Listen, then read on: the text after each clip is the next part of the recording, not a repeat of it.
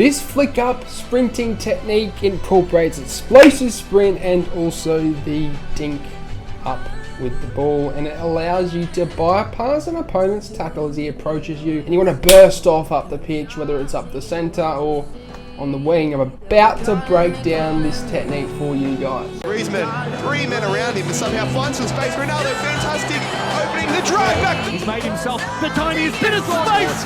Almost feels like a bit of a taunt. Didn't really go for it. Oh! The display there is absolutely ridiculous. The Elastico on the goal line. On the goal line, the finest. We talked about AussieFIFA. He's not here to make up the numbers.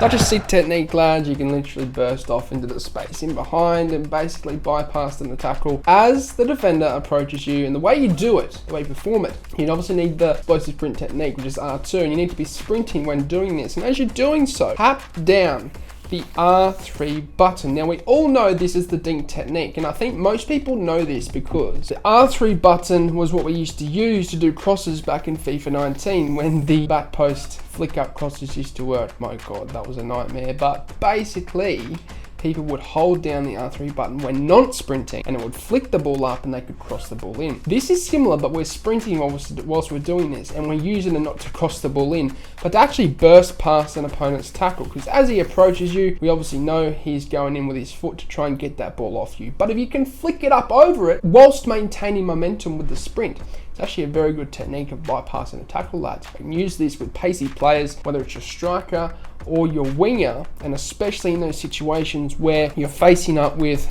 let's say, a defender, and you're quite far back from the goal and you actually want to burst into the space in behind to counter attack. When they approach you, tap down the R2 button, sprint towards the defender, and then you can obviously tap the R3 button to dink it over his tackle and then get in behind. And I find, as I said, lads, it's a very, very effective way of bypassing a tackle whilst also at the same time maintaining momentum in the run to get in behind in FIFA 22. That will signal the end of it though. I hope you guys enjoyed this tutorial. Chuck a follow on Instagram, lads. I'm showing my progress of the No Money Spent series over there. If you don't know what the No Money Spent series is, basically I show you the ins and outs of what it takes to make an esport event, a FIFA esport event, whether it's gym, diet, FIFA, anything of the above, lads. I'm showing you the ins and outs of my life and what I'm doing to try and make an event, and you can see that progress on Instagram. Also, the episodes are on YouTube here, so check them out as well. I'm also coaching one-on-one on patreon.com, lads, so the links for that are in the description down below. You can work one-on-one with me over there if you like, and yeah, drop a like on this video, it helps me out. And obviously, sayonara, au revoir, adios, salam, ciao, goodbye.